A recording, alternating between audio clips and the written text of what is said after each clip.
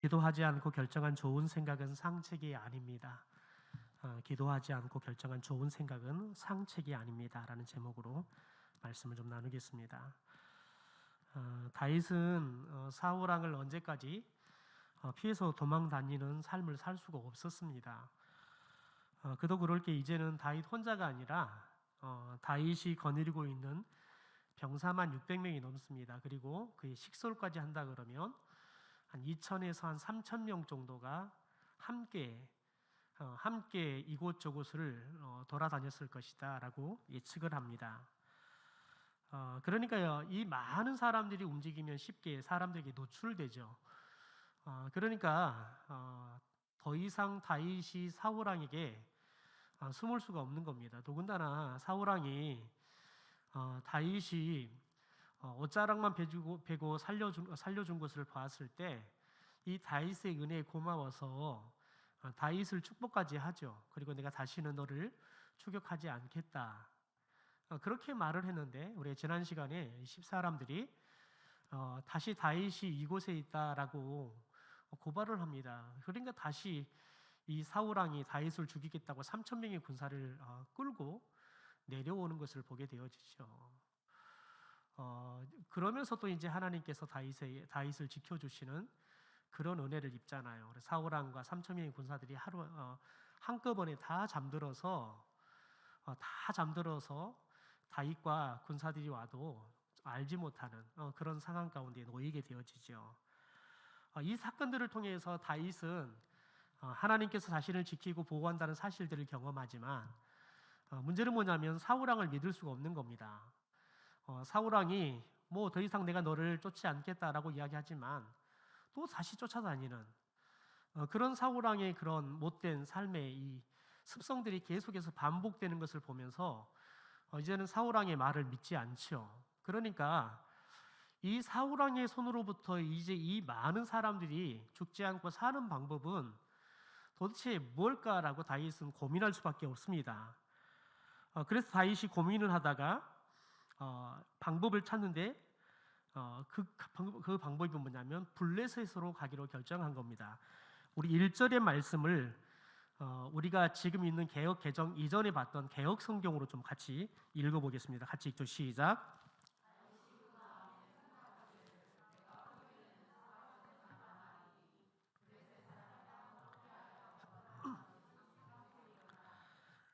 이 개역 성경에서는 블레셋 사람을 땅으로 피하러 들어가는 것이 상책이다라고 번역을 했습니다. 그런데 지금 우리가 읽고 있는 개역 개정에서는 그렇게 번역을 해놨지요. 블레셋 사람들의 땅으로 피하여 들어가는 것이 좋으리로다, 그러니까 좋은 생각이다.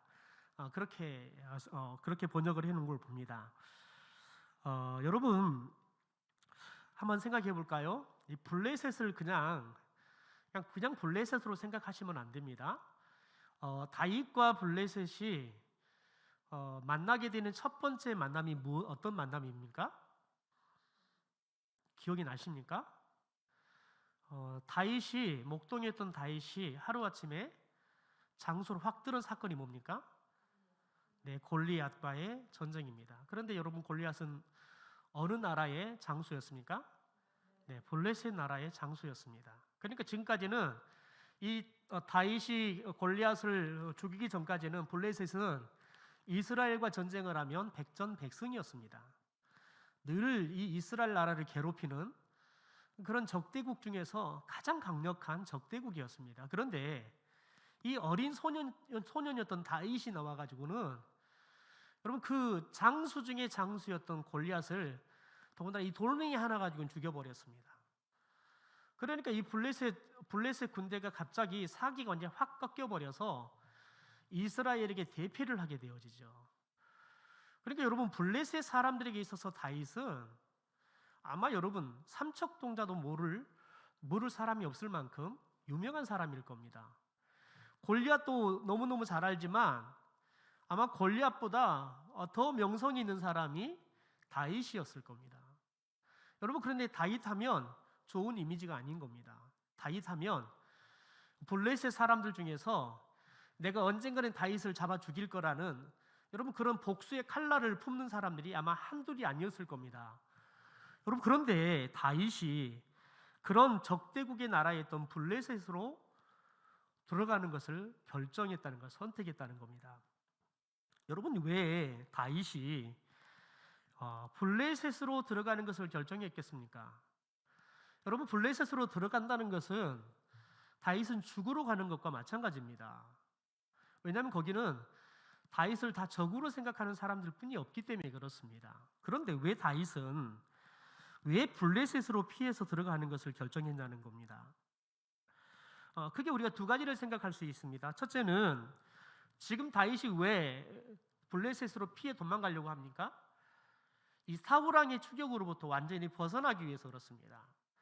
왜냐하면 예전에는 뭐 자신과 좀 이렇게 군사들이 함께 다닐 때에는 크게 문제가 되지 않았습니다. 왜냐하면 다들 민첩하고 그리고 또 싸움도 나름대로 잘 할만하기 때문에 사울왕이 온다는 소리를 들으면 금방 도망을 가거나 아니면 싸우면 어느 정도 승산이 있었기 때문에 그렇습니다. 근데 이제는 식솔까지 같이 다니는 겁니다. 어린 아이도 있을 거고요. 그리고 특별히 어른들도 나이가 많이 먹으신 부모님도 계시겠죠. 그러니까 이제는 어린 아이들 그리고 여자들, 노인들 이제는 보호해야 할 사람들이 있는 겁니다. 그러니까 사울왕이 잡으러 오면 지금 조금 전처럼 3,000명의 군대를 건지고 잡으러 오면 금방 도망을 갈 수가 없는 겁니다. 그런다고 해서 언제까지 이 사울왕과 싸워서 이길 수 있느냐 보장을 할 수 없는 거죠. 왜냐하면 사울왕이 거닐고 내려오는 군사들은 전문적으로 훈련을 받은 사람들입니다. 그런데 지금 다윗과 함께하는 사람들은 주로 어떤 사람들이냐면 돈 없고 백 없고 그리고 무시당하는 사람들이 갈 곳이 없으니까 이 다윗을 찾아와서 다윗 밑에서 함께 거하는 겁니다. 심지어 여러분 거리에서 깡패짓을 하고 있던 사람들도 와요. 완전히 모압지졸이죠. 그러니까 이런 군대를 가지고 다윗이 사울왕을 언제까지 뒤항에 싸울 수 있을지 장담을 못하는 겁니다. 그러니까 완전히 사울왕의 손으로부터 벗어날 수 있는 방법을 찾다 보니까 블레셋을 선택을 한 겁니다. 여러분 그 이유는 뭐겠습니까? 사울왕에게 있어서 블레셋은 여러분 늘 트라우마가 있어요. 블레셋은 우리가 결국 꺾을 수 없는 사람들. 그래서 여러분 이 다윗이 골리앗과의 싸움 전에도 이미 이스라엘 군인들은 다들 골리앗이 무서워서, 다시 말해서 블레셋이 무서워서 다 숨어 들어가 버렸어요. 그러니까 사울왕에게 있어서 블레셋은 이길 수가 없는 그런 나라, 그런 군대였습니다. 그러니까 만약에 다윗이 자기 식소들을 거리고 블레셋으로 들어간다 그러면 사울왕의 추격이 계속되겠습니까? 끝나겠습니까? 여러분 실제 끝납니다. 더 이상 다윗이 블레셋으로 들어갔다는 이야기를 들으니까 사울왕이 이 다윗을 추격하는 것을 멈추게 됩니다. 오늘 본문에 그 이야기가 나오지요. 여러분 그러니까 지금 블레셋을 들어가기로 결정한 것, 적국의 나라에 자신의 생명을 날마다 어떻게 하면은 거두어들일까 생각하는 그런 적대감을 갖고 있는 사람들이 있는 나라인 이 블레셋으로 들어가려고 하는 건 뭐냐면 사울왕의 추격을 완전히 차단하는 방법으로 굉장히 좋은 방법이었기 때문에 그렇습니다. 여러분 그런데 이 다윗이 이것을 결정할 때의 다윗의 모습을 보면 하나님께 기도하지 않습니다. 여러분 사울왕의 위협에 약해질 대로 약해졌던 이 다윗, 여러분 생각해 보십시오. 이 정도면 됐다 생각했어요. 그런데 사울왕이 꺾이는 것 같더니 다시 추격을 해와요. 이제는 됐다 생각했어요. 근데 또 추격이 오는 거지요. 그러면 사람이 여러분 끈질기게 포기하지 않고 여러분 덤비면 나중에는 지쳐요. 징글징글하다 생각하면 여러분 지쳐버린다고요. 다윗이 지친 거예요. 여러분 다윗의 믿음이 약화된 거라는 거죠. 그러니까 여러분 다윗이 기도하지 않아요. 다윗이 기도하지 않고 더군다나 여러분 블레셋으로 들어가는 것을 결정한다는 건 뭐냐면 가장 큰 위협이 뭐냐면 자신의 생명이에요. 자신의 생명이 가장 위험해요. 여러분, 그러면 다윗의 생명이 위험하다는 것은 뭐냐면 다윗의 밑에 식솔들은 더 위험하다는 거예요. 왜냐하면 다윗이 지켜주지 않으면 이 사람들 누구도 지켜줄 수 있는 사람들이 없기 때문에 그렇습니다. 그런데 여러분, 다윗이 기도하지 않으니까요, 그냥 사울 왕의 추격을 피하는 방법으로 블레셋을 선택하게 되는 겁니다. 여러분, 단순하게 그는 사울 왕만 피하면 될 거라고 생각한 거예요. 그러니까 굉장히 단편적인 결정을 하게 된 겁니다. 여러분, 그런데 특별히 우리가 알아야 될 게 뭐냐면 시편 23편 같은 경우는 특별히 다윗이 지은 시인데요. 다윗이 언제 이 시편을 지었을까?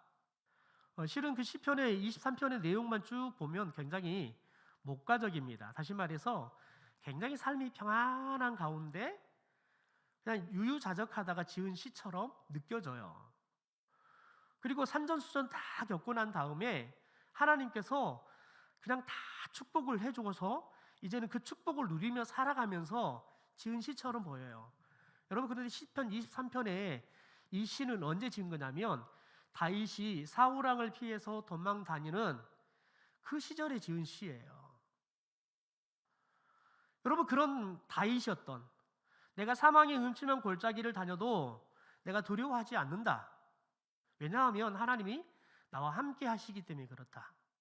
하나님께서 나의 목자가 되어주셔서 지팡이와 막대기로 나를 안위해 주시기 때문에 내가 두려워할 필요가 없다라고, 그가 그렇게 하나님을 노래했던 사람이에요. 그런데 여러분, 오늘 1절의 말씀을 보십시오.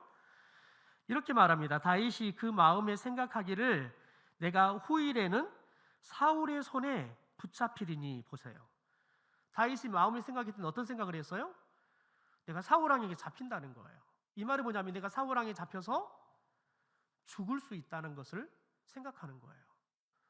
그러니까 여러분, 두려우니까 내가 사울 왕에게 잡혀서 죽을 수 있다는 그 두려움이 오니까요, 결국은 그가 이 사울 왕에게 잡히지 않기 위해서 사울 왕이 쫓아올 수 없는 블레셋으로 들어가 버리는 결정을 하게 된 거예요. 여러분, 생각해 보십시오. 사울 왕을 피해서 도망갔는데 어디를 갔어요? 여러분, 마치 고양이를 피해서, 짖듣는 고양이를 피해서 도망갔는데 어디로 들어갔어요? 호랑이 굴로 들어가 본 거예요. 고양이 피한다고 도망갔는데 피한 곳이 호랑이 굴이라니까요. 그래놓고 뭐라고 말하냐면 좋은 생각이다, 상책이다 라고 이야기하는 거예요. 왜냐하면 사울이 안 쫓아오거든요. 사울이 안 쫓아오는 거예요. 중요한 것은 앞에 지금 호랑이가 기다리고 있는데 그걸 못 보는 거예요. 단지 사울이 안 쫓아온 것만 보고 좋은 생각이다, 상책이다 라고 판단을 하는 겁니다. 여러분, 믿음의 사람들이 기도하지 않았을 때에는 이게 가장 지혜로운 결정이다 결정하지만 시간을 지내놓고 보면 가장 어리석은 결정이 되는 것들을 겪게 됩니다. 우리는. 여러분, 다윗에게 엄청난 문제가 곧 닥쳐옵니다. 28장에 보면 어마어마한 쓰나미 같은 문제가 다윗에게 닥쳐오는 것을 봅니다. 그것은 뭐냐면 동족 이스라엘과 싸워야 되는, 동족 상잔의 비극을 겪어야 되는 문제가 닥치게 돼요. 우리 1절의 말씀을, 28장 1절의 말씀을 현대어 성경으로 함께 읽어보겠습니다. 같이 읽죠. 시작.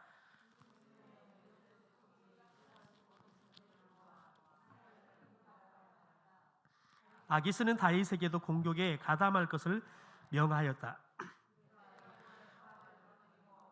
함께 출전하여 우리 편에서 싸워야 한다는 것을 알고 있는가?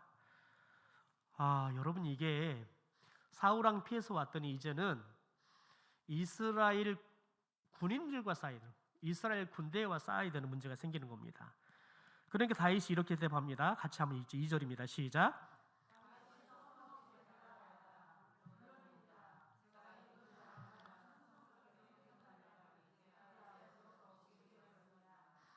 그러자 아기스는 내가 그대를 이번 싸움이 계속되는 동안 내 머리를 지키는 자로 삼겠소 하고 다윗을 그 자리에서 자신의 경호대장으로 임명하였다.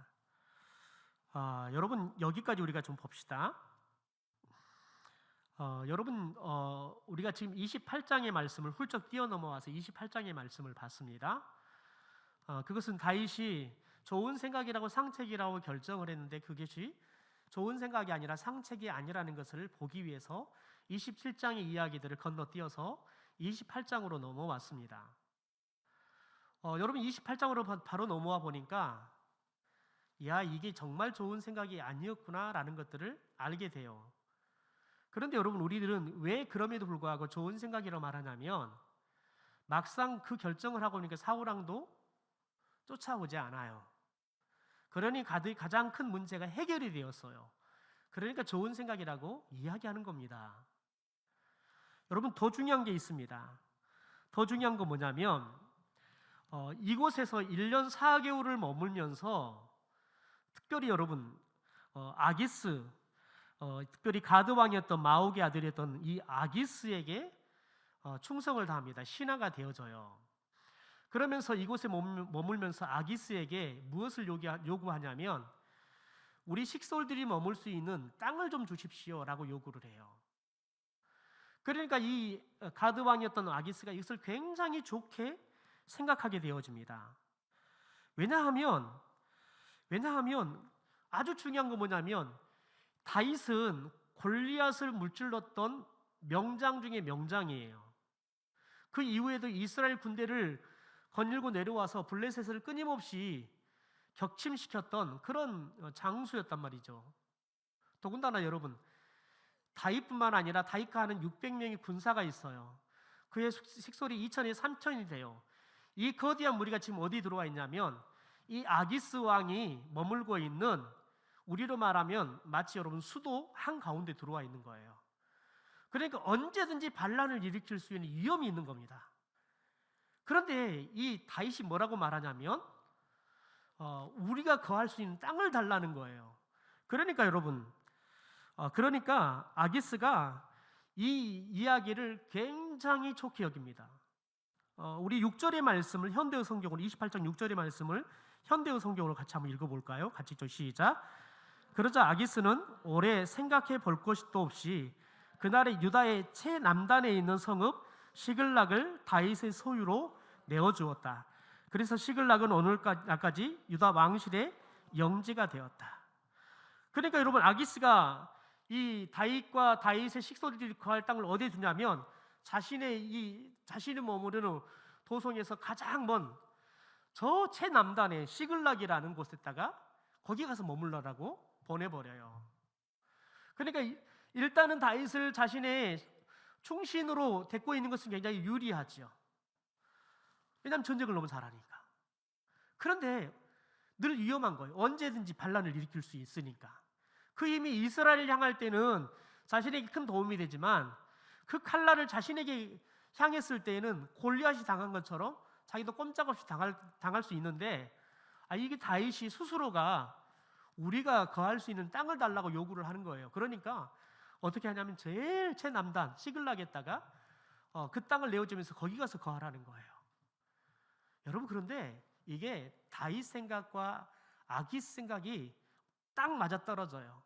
아기스에게는 이 다윗이 반란을 일으키더라도 올라올 수 있는 거리가 있잖아요. 그러니까 자신에게까지 칼날을 쉽게 겨눌 수가 없는 안전지대가 확보가 되는 겁니다. 여러분 그런데 다윗은 이 블레셋을 갔지만 자기가 이스라엘로 다시 돌아와야 한다는 사실을 알아요. 왜냐하면 하나님이 자신을 사울왕 다음으로 이스라엘 왕으로 세울 것을 이미 알고 있기 때문에 그렇습니다. 그러니까 이스라엘로 돌아와야 한다는 사실을 알고 있어요. 그러니까 다윗은 언제든지 이스라엘로 돌아가기 위해서는 이스라엘에 가장 가까운 국경지대에 머무는 것이 가장 좋은 겁니다. 왜냐하면 자신의 최종 목적은 블레셋 땅에 머무는 것이 아니라 이 사울왕을 피해서 왔을 뿐이지 언제든지 다시 이스라엘로 가야 할 것이 최종의 목적이에요.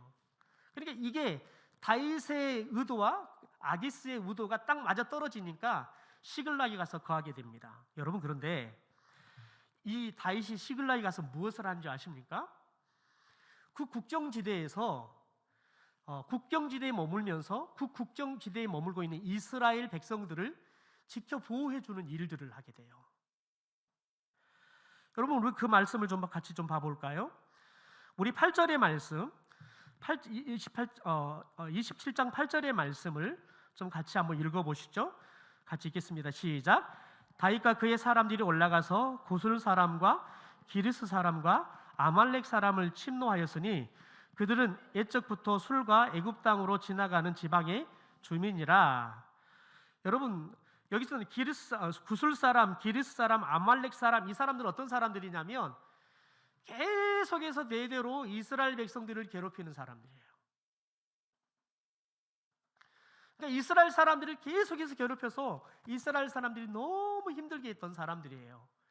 그러니까 다윗이 이 시글락에 머물면서 국경지대에 있는 이스라엘 백성들을 괴롭히는 이 사람들, 구술 사람, 기르스 사람, 아말렉 사람들을 쳐들어가서 어떻게 하냐면 8절, 9절에 보니까 남녀를 살로 두지 않았대요. 양소, 나귀, 낙타, 의복을 빼앗고 돌아왔대요. 그러니까 남자, 여자 할 것 없이 다 죽여버리는 거예요. 왜 죽여버리냐면 그 이유가 나오는데, 우리 10절 하반절 말씀에 보면 이 다윗이 이 세 족속들을 죽이고 시글락으로 가지 않고 아기스에게 와서 본인이 전쟁을 해서 이렇게 죽이고 왔다라고 보고를 해요. 그래야지만 의심을 하지 않으니까요.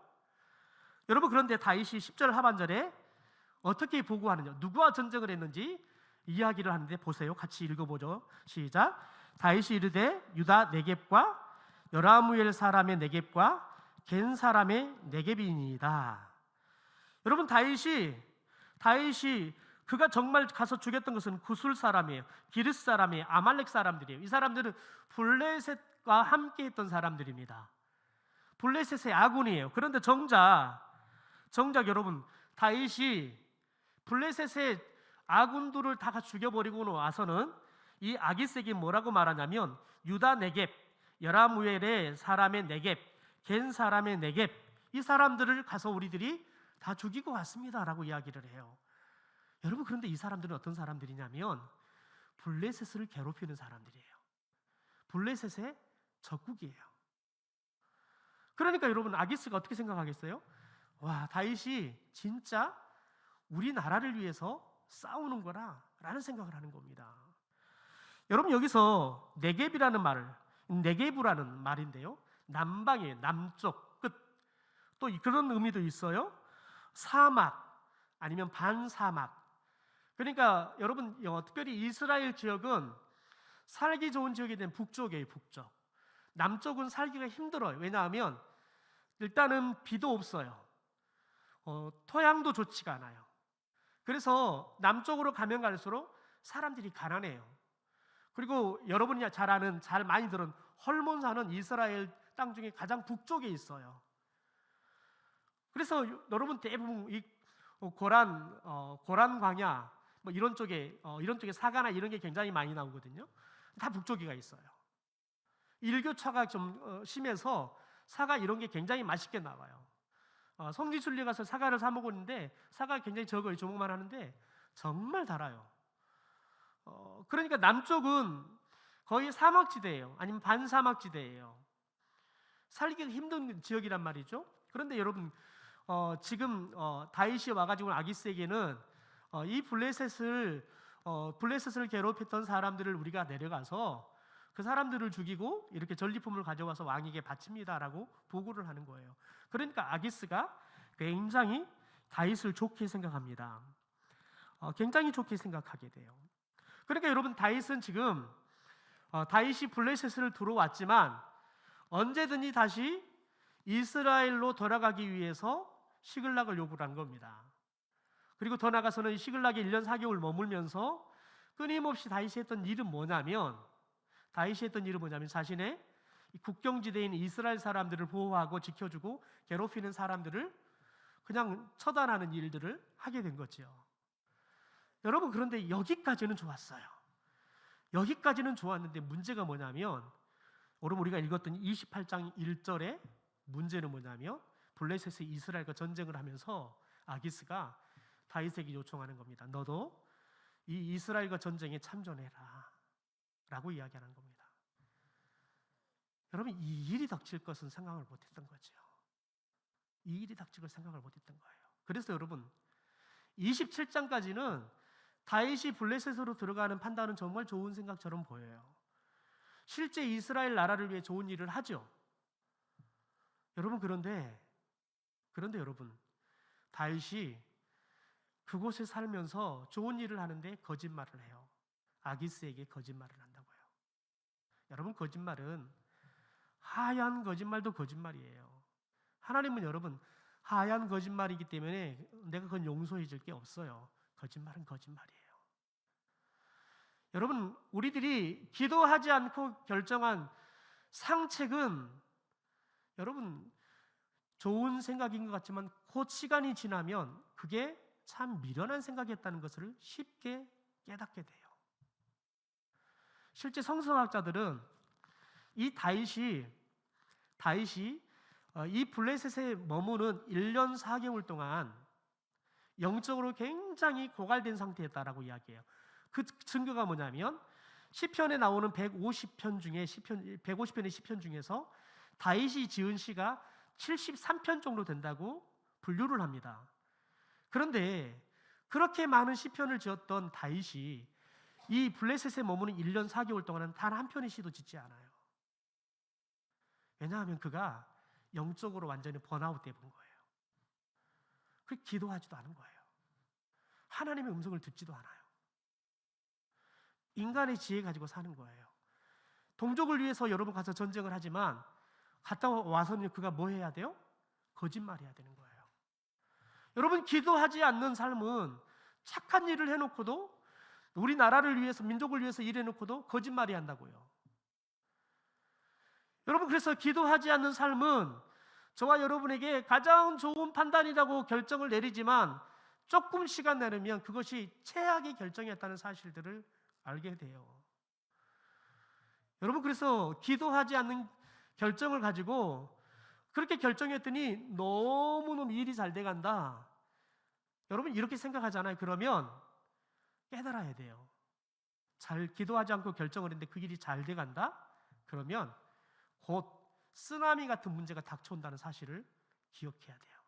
왜냐하면 하나님은 저와 여러분이 기도하지 않고 결정하는 것, 하나님께 묻지 않고 결정하는 것들에 대해서 하나님은 절대 여러분 기름을 부어주지 않아요. 하나님의 계획을 이루어지지 않아요. 여러분, 기도하고 결정한 가장 어리석은 결정이 여러분 인간들의 눈에 보기에는 가장 어리석은 결정이어도 하나님께서는 그 결정을 들어서 하나님의 위대한 역사를 이루어요. 그런데 우리들은 기도하지 않고 결정해서 잘 돼가면 잘 돼가 좋다. 역시 이건 하나님의 방법이 하나님이 원하시는 거야. 여러분, 그것이 이스라엘 동족들을 위해 싸우는 것 같아서 내가 다시 이스라엘 돌아갔을 때 왕으로 돌아가면 이 사람들이 다윗이 우리를 위해서 그렇게 좋은 일을 했으니까 우리의 왕으로서의 충분한 자격이 있어 라고 편이 되어줄 것 같잖아요. 그건 인간적인 계산이라고요. 그래서 저와 여러분이 기억해야 할 건 뭐냐면 저와 여러분이 기도가 안 된다. 어떤 걸 결정해야 하는데 저와 여러분이 기도해지지 않는다. 여러분, 그러면 뭘 살펴야 되냐면 내 영성이, 내 영적인 상태가 번아웃 되지 않았는가를 돌아봐야 돼요. 그걸 먼저 점검해야 돼요. 결정하지 말고 여러분 내 영적인 상태가 과연 하나님 앞에서 깨어 있는지 아니면 잠들어 있는지 지쳐 있어서 더 이상 기도하기 싫은지 여러분 그것을 점검해야 돼요. 여러분, 우리들이 기도하지 않고 결정한 최상의 결정은 상책이 아니라요, 이제는 사울왕을 피해왔더니 이제는 이스라엘 전체와 싸워야 되는 최악의 상황이 맞닥뜨리게 된다는 거예요. 그런데 우리는 기도하지 않아도, 우리들은 하나님의 말씀을 들으려고 생각하지 않아도 우리의 삶이 그냥 우리가 생각하는 것처럼 잘 돼가서 마치 형통한 것처럼 느껴지면 여러분, 우리는 하나님의 은혜 가운데 있다고 생각해요. 여러분은 하나님의 은혜 가운데 있는 게 아니라 여러분, 우리는 태풍의 한 중심에 머물고 있는 거예요. 태풍의 한 중심에 머물고 있으면 여러분 고요해요. 그러나 곧 태풍의 거센 비바람이 닥쳐올 거예요. 두려워해야 한다고요. 두려워해야 돼요. 여러분, 지금 우리들이 새생명 전도 축제를 시작했어요. 그런데 여러분이 지난주에 작정한 걸 가만 보니까 그래요. 정말 아이러니한 거 뭔지 아세요? 제가 작정한 카드를 정리를 쭉 하고 있는데 보니까요, 아주 재밌는 거 뭐냐면요, 우리 교회 오시는데 등록도 안 하셨어요. 그분들이 여러분 제일 먼저 쓰시더라고요. 봤더니 제일 많이 썼어요. 이유는 간단하지요. 이제 곧 교회를 다니기 시작했으니까 그분 주위에는 예수 안 믿는 사람뿐이 없어요. 그런데 우리 장로님들이 제일 쓰기 힘들어하세요. 왜냐하면 주변에 전도할 사람이 없어요. 가족들 중에서도 전도할 사람이 몇 되지 않아요. 더군다나 이 가족 중에 쓰려고 그러면 내가 쓸 것 같으면 우리 부인이 쓸 것 같고 뭐 이러니까 이게 참 써지지 않는 거예요. 여러분, 그런데 중요한 건 뭐냐면, 그것보다 더 중요한 것은 우리가 예비신자를 몇 명 썼냐 더 중요한 건 뭐냐면, 우리들이 예비신자를 품을 마음을 가졌느냐, 몇 명이 아니라 예비신자를 품을 마음이 생겼느냐, 그리고 더 나아가서는 예비신자를 생각하면 여러분 기도가 되느냐, 이게 안 되잖아요. 그러면 더 중요한 건 뭐냐면, 우리들이 전도한 것보다 더 중요한 것은 내가 하나님 앞에서 다시 영이 살아나는 거예요. 회복이 되는 거예요. 여러분, 이게 회복이 되지 않잖아요. 그럼 마치 뭐가 같냐면, 119 대원이 사람이 죽는다는 이야기를 들어서 출동을 하는데, 여러분 갔어요. 그런데 죽어가는 걸 보는데 여러분 그것을 보고 가만히 보고 있는 거예요. 여러분 보고만 있는 거예요. 그리고는 저렇게 있으면 죽을 건데 어떡하지? 여러분 이러고만 있는 거예요. 그러면서 다른 사람들이 구출해 주기를 원하면서 누가 도와주는 사람이 없나 쳐다보고 있는 거죠. 마치 그와 같은 거예요. 저와 여러분 이 시대 가운데 예수 그리스도의 이 전도의 사명을 우리 가운데 위임해 주셨어요. 그런데 우리들이 영적으로 죽어 있잖아요. 그러면 사명감을 상실해 버려요. 그러면 출동하는 벨이 울리면 출동을 해요. 그런데 여러분 가서 구출할 생각을 안 해요. 혹시 다른 사람이 먼저 들어가면 좋겠다 생각하고 기다리고 있는 거예요. 여러분, 그러면 이미 우리는 영적으로 고갈된 상태예요. 그래서 저와 여러분이 그럴 때에는 하나님 앞에 다시 돌아와야 돼요. 기도해야 돼요. 기도가 죽잖아요. 그걸 해결하는 방법은 기도하는 거 외에는 방법이 없어요. 말씀이 들리지 않잖아요. 해결 방법은 말씀을 보거나 말씀을 듣는 자리로 나아가는 거 외에는 해결 방법이 없어요. 여러분, 그러므로 저와 여러분이 이번 새생명 전도 축제가 우리가 예비신자를 품고 기도하고 그들에게 나가 복음을 전한 것 이전에 먼저 우리의 신앙의 상태를 점검해야 돼요. 여러분, 저와 여러분이 마치 예비신자를 기록하는 것, 그것은 여러분 다윗이 블레셋으로 가는 것을 결정해 놓고 야, 좋은 생각이 났다. 마치 여러분 내가 이렇게 예비신자 썼다. 아, 내가 잘 썼네. 여러분, 여기까지는 할 수 있다니까요. 그런데 문제는 뭐냐면, 내가 영적으로 죽어 있으면 여러분 목사가 전도하러 갑시다 그러면 안 갈 수는 없고 가요. 그런데 중요한 건 뭐냐면, 갔는데 가서 여러분 되게 깨지고 말아요. 욕만 얻어먹고 온다고요.